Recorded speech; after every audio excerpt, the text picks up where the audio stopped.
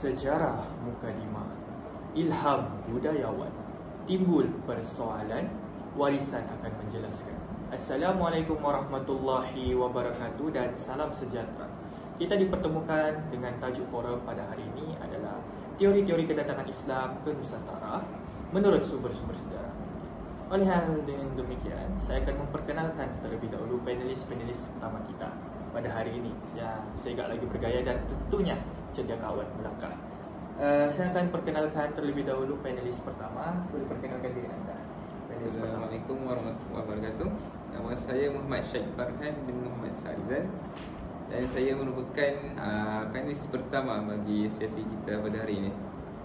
Okey, itulah sedikit pengenalan panelis utama kita pertama. Okey, saya akan teruskan dengan panelis kedua. Boleh perkenalkan diri anda. Baik, Assalamualaikum warahmatullahi wabarakatuh. Nama saya Muhammad Hafiz Anak Juni dan saya merupakan panelis kedua untuk membicarakan tentang teori kedatangan Islam dalam forum ini. Okey, terima kasih kepada panelis kedua. Saya akan terangkan contoh terdekat juga lah tentang tajuk kita pada hari ini. Pemakaian kita hari ini bukan sekadar pakai saja, tentu ada tujuan. Saya akan berikan contoh terdekat dengan pemakaian kami pada hari ini di mana adalah hasil dari pengaruh Islam dari kurun silam lagi. Saya ambil contoh terdekat pada abad ke-13 hingga abad ke-15. Pemakaian seperti jubah ini dan juga songkok pernah dinyatakan oleh catatan Sumer Oriental, iaitu yang seperti kita sedia maklum, Papyrus pada 1515. Dia mengatakan bahawa banyak masyarakat Melayu pada itu memakai songkok dalam urusan rasmi.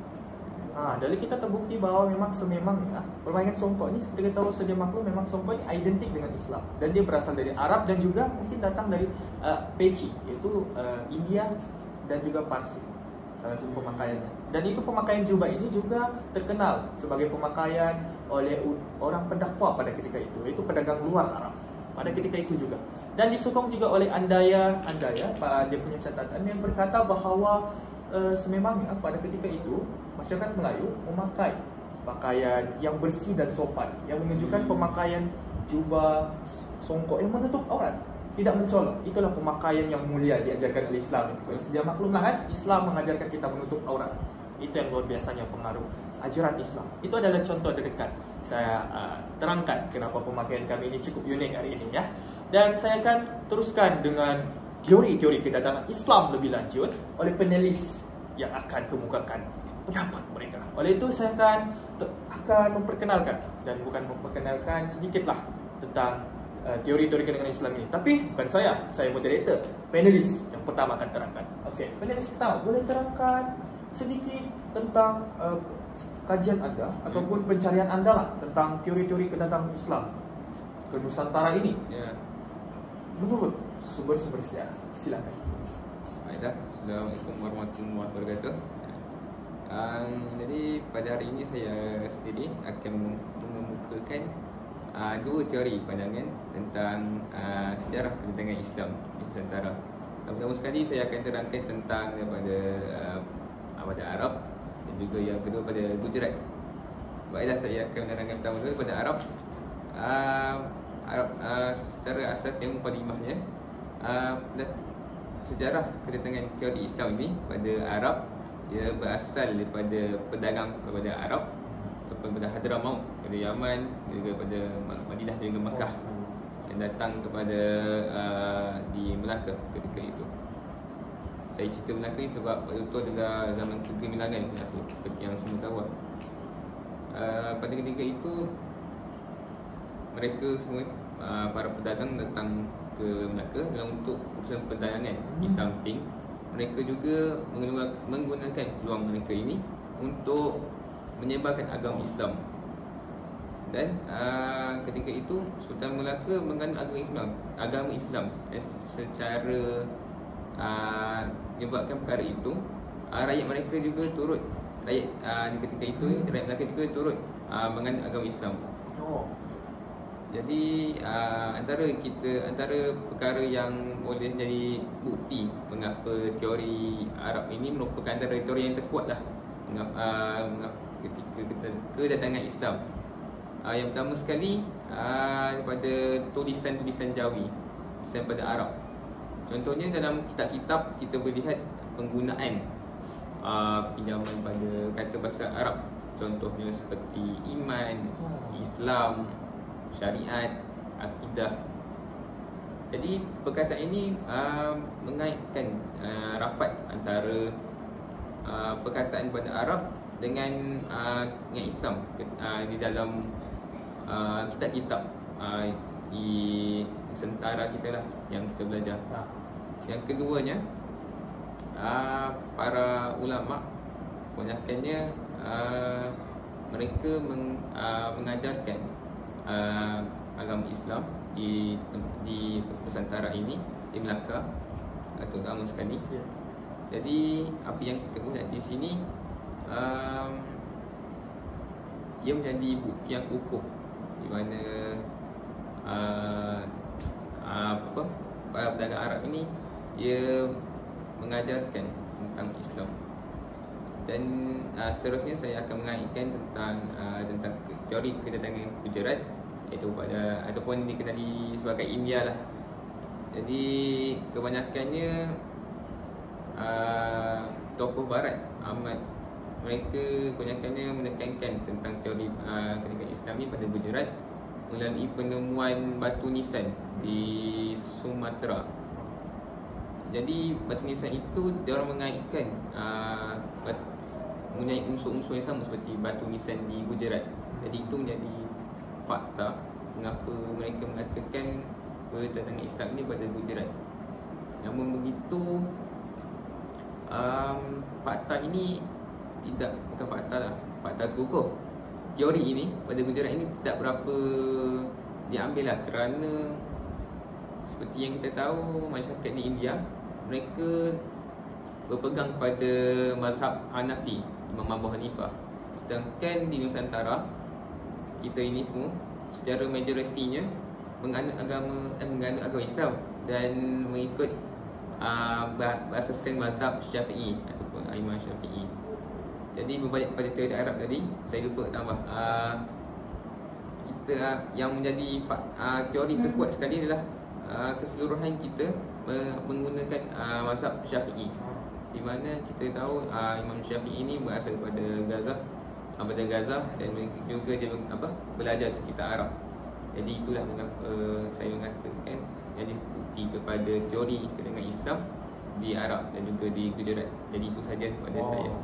Seperti tadi kita sudah mendengar sedikit pendapat beliau tentang teori-teori kedatangan Islam. Saya simpulkan rumusan sedikit di mana dia berkata bahawa panelis kita yang pertama yang menjelaskan bahawa pengaruh Islam ini sememangnya terawal memang menjadi rujukan utama adalah pengaruh dari Arab. Di mana dia bukan saja membentuk struktur sosial tapi memperkaya bahasa kita. Contoh perkataan sabar, redha, Islam dan sebagainya. Dan itu membuktikan bahawa memang Islam memang diterima dengan baik dari pengaruh barat.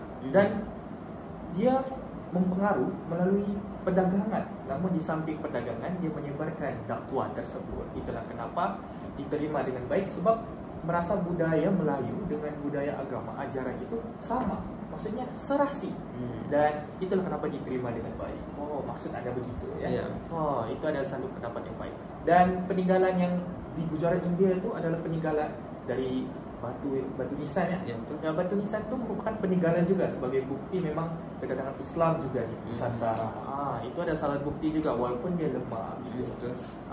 Jadi kita boleh pahamilah peninggalan seperti itu adalah salah satu sumber-sumber sejarah yang ditinggalkan sebagai mesej dialog kepada masa depan bahawa memang kedatangan Islam itu memang datang dari berbagai saluran. Itu maksud anda ya? Okey. Kita tidak akan memahami ya lebih lanjut jika kita tidak melengkapi panelis kedua kita ini akan menjelaskan teori-teorinya. Jadi untuk melengkapi teori tersebut kita akan mendengar panelis kedua kita. Silakan. Baik, antara teori yang saya akan bahaskan dalam forum ini adalah teori kedatangan Islam ke Nusantara ini awalnya pertama dari Parsi dan kemudian dari China. Yang pertama saya akan membahaskan tentang teori dari Parsi terlebih dahulu.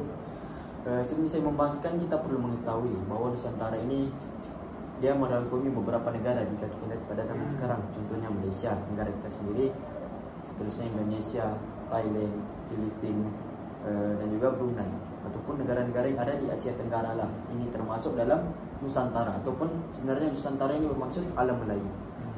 Jika kita lihat Islam sebenarnya bermula dari Melaka dan kemudian dia mula tersebar luas pada maafkan saya, awalnya dia bermula dari Kedah dan kemudian baru dia tersebar luas ataupun zaman kejayaannya di Melaka pada abad ke-14 dan sampai ke abad ke-15. Jadi sebelum kita lanjut, sebenarnya pada abad ke-15 lah zaman kejayaannya Kesultanan zaman Kesultanan Melayu Melaka ini, mereka di situ menjadi pusat perdagangan antara bangsa seperti yang kita tahu ataupun menjadi pusat pelabuhan untuk orang berdagang. Jadi mereka ini menjadi pusat tarikan dan ramai pelancong maafkan saya, dan ramai pedagang yang datang dari negara-negara lain, contohnya negara Arab ataupun dari negara India, China. Jadi orang datang di sini untuk berdagang. Jadi yang akan saya bahaskan ialah teori kedatangan Islam ke Nusantara ini dari Parsi. Jika kita lihat antara pandangan tokoh yang kita boleh lihat ialah Syed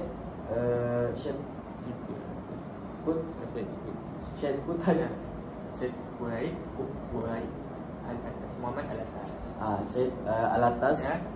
Seorang tokoh yang terkenal lah yang kita boleh lihat.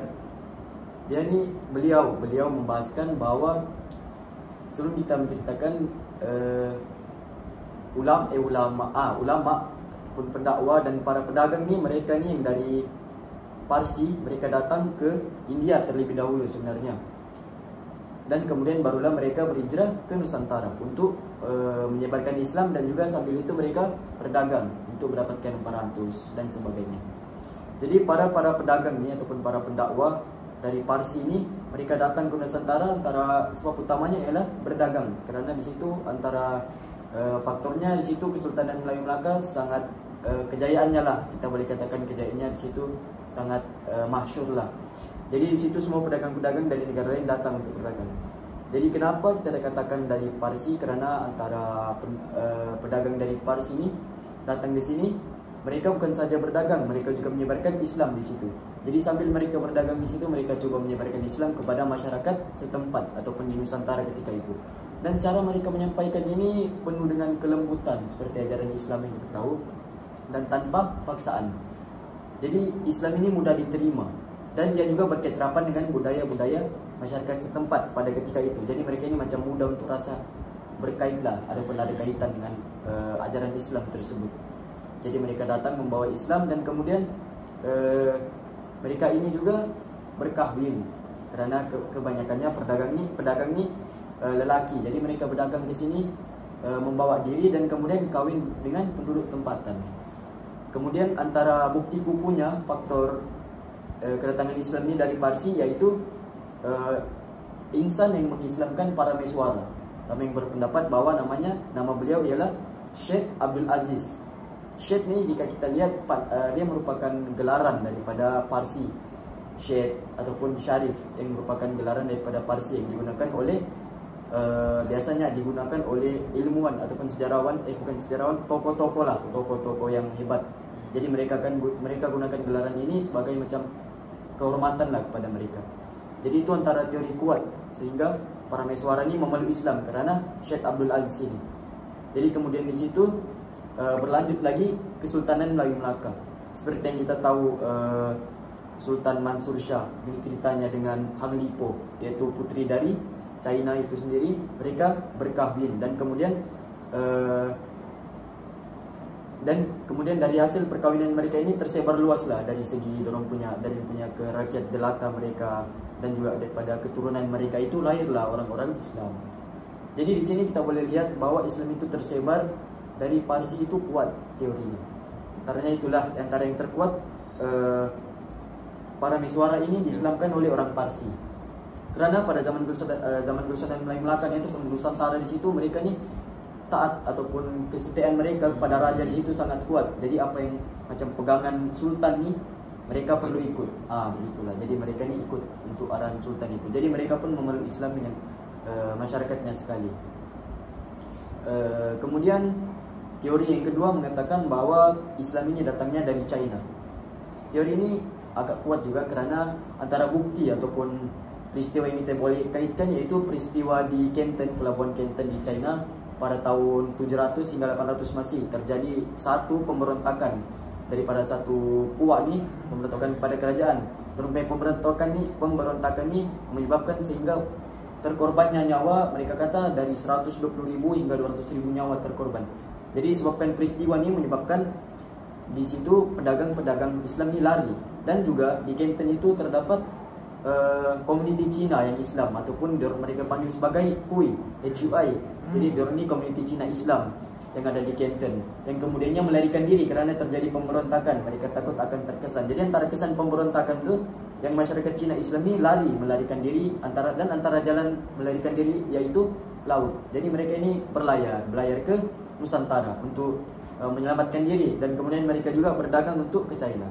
Jadi mereka datang ke situ untuk berdagang. Tapi sambil berdagang tu mereka juga ni merupakan orang Islam yang terawal, Cina Muslim, seperti yang saya katakan tadi, iaitu HUI.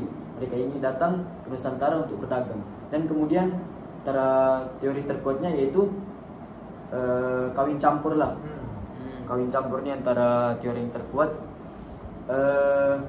Mereka ini kan diorang datang dari Canton dan mereka membawa diri ke sini, dan sudah semestinya mereka melahirkan zuriat ataupun berkahwin dengan penduduk-penduduk tempatan. Jadi di sini lahirnya masyarakat Cina Islam.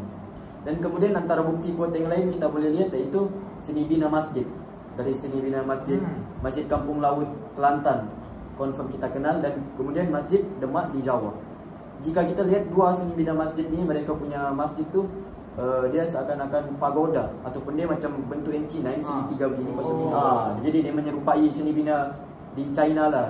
Jadi ini membuktikan lagi ataupun menguatkan teori kedatangan Islam ini dari China, kerana seni binanya dari China itu sendiri menyerupai seni bina di sana lah kan.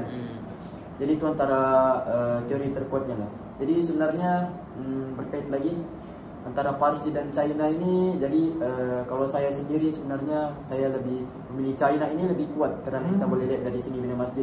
Kerana masjid yang saya sebutkan tadi itu antara masjid tertua di dunia. Jadi yang membuktikan bahawa Nusantara ini datang dari China lah. Jadi itu saja dari saya. Dah dengar semua. Ini adalah pendapat beliau, di mana beliau menceritakan selok-belok terlebih dahulu baru ke landasan. Begitu berbawanya beliau berdedikasi menjelaskan tentang teori-teori beliau, tentang rujukan beliau. Saya boleh rumuskan di mana dia memberikan kita pandangan bahawa sumber-sumber sejarah yang kita boleh dapat dia adalah wujudnya komuniti, betul atau tidak, dan wujudnya satu arkib, monumen seni bina Islam yang berdasarkan dari China. Dan ini membuktikan bahawa pengaruh Islam datang dari China berdasarkan dari seni bina tersebut. Gitu yang anda maksud, betul kan? Dan saya rasa kita sudah di klimaksnya, kemuncaknya. Jadi saya merumuskan lagi tentang seluruh kita punya forum pada hari ini. Dan saya merasa bahawa walaupun banyak teori, entah apa itu teori paling kuat atau teori paling lemah, saya rasa semua teori saling bergantung. Tidak boleh berdiri kalau tidak bersama. Walaupun ya berbeza landasan, berbeza laluan, namun tujuan tetap sama, iaitu menyebarkan Islam.